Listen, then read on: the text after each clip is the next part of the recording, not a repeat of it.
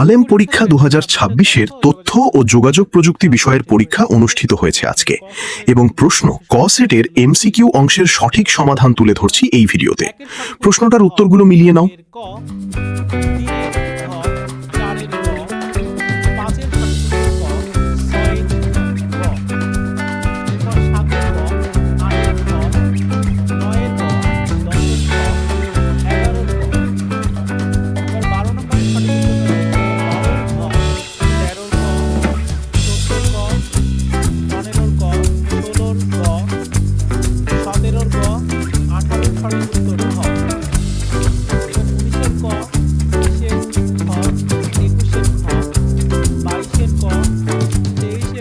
তো শিক্ষার্থী বন্ধুরা, তোমরা মিলিয়ে দেখো কয়টা হলো।